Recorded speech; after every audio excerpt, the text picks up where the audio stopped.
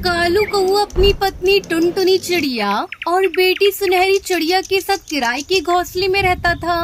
लेकिन कालू कौए को थोड़े दिनों बाद फिर से इसी बात का डर सताने लगा था कि कहीं मालिक और उनकी पत्नी का मन फिर से ना बदल जाए। अच्छे दाम मिलने पर कहीं वो घोंसला बेच न दे, क्योंकि कालू को अपने मालिक पर बिल्कुल भी भरोसा नहीं रहा था। एक दिन, ए जी, क्या हुआ है?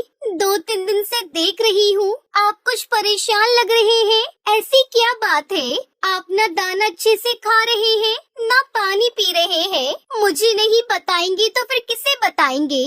टुनटुनी, मैं सोच रहा था कि मैं तुम्हें और अपनी बेटी को लेकर यहाँ से आज रात को ही निकल जाऊँ।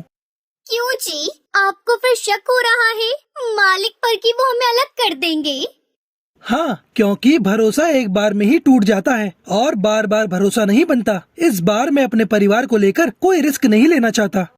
रात के अंधेरे में ही कालू अपने परिवार को लेकर वहाँ से बहुत दूर चला जाता है।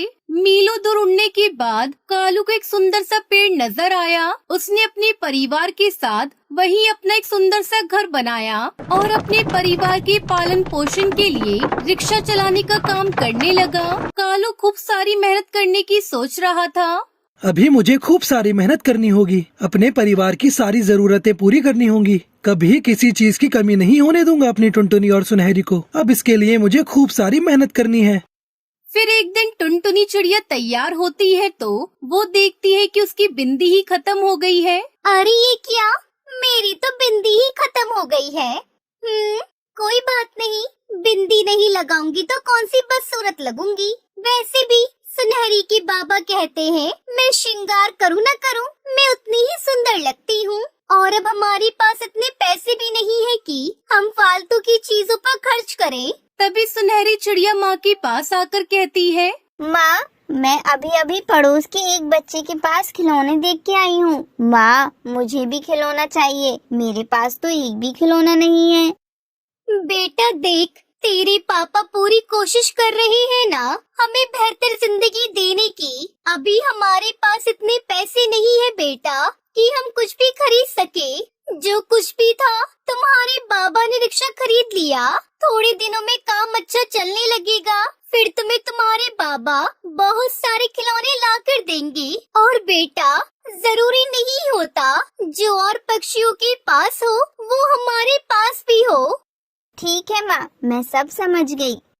पीछे खड़ा कालू कौआ टुनटुनी चिड़िया और सुनहरी चिड़िया की सारी बातें सुन लेता है और बहुत दुखी होता है।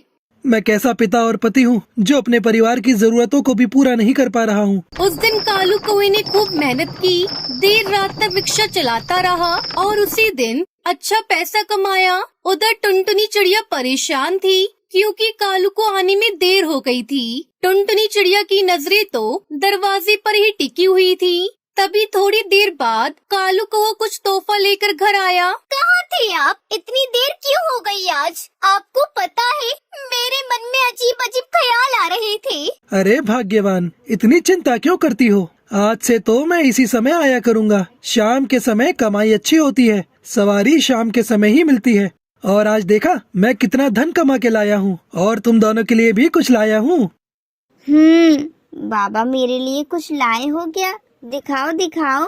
कालू कौआ सुनहरी के लिए ढेर सारे खिलौने लाया था, जिन्हें देखकर वो बहुत खुश हो गई। बाबा, सुबह इन्हीं खिलौनों की बात चल रही थी और अभी बाबा मेरे लिए वो लेकर भी आए। मेरे कितने अच्छे बाबा हैं। फिर कालू कौआ पैकेट में से बिंदी निकाल कर टुनटुनी चिड़िया को देता है। अरे आपको कैसे पता था मेरी बिंदी खत्म हो गई है? मुझे सब पता रहता है भाग्यवान, और तुम बिंदी में बहुत सुंदर लगती हो। आप भी न जी, वैसे क्या जरूरत थी इतना खर्चा करने की? ऐसे ही कालू कौए का कामकाज ठीक ही चल रहा था कि कुछ दिनों बाद रोजाना की तरह कालू कौआ अपने काम पर गया। कालू कौए ने कुछ ही दिनों में अपने व्यवहार से पक्षियों का दिल जीत लिया था। सारे पक्षी उसी के रिक्शे में बैठना पसंद करते थे, पर कुछ बुरे पक्षियों को ये बात अच्छी नहीं लगती थी और वो आपस में बातें करते हुए कहते हैं, यार उल्लू, इस कालू ने तो कुछ ही दिनों में अपना धंधा जमा लिया है। जब से ये यहाँ आया है तब से हमारा काम ठप हो गया है। यार तू सही कह रहा है। मुझे ऐसा लगने लगा है कहीं हमें थोड़े दिनों में रिक्शा बेचकर घर में ना बैठना पड़े। पर करे भी तो क्या करें? वे बहुत कुछ कर सकते हैं। हम इसको मार के अपने रास्ते से हटा सकते हैं, पर तुम मेरा साथ तो दो।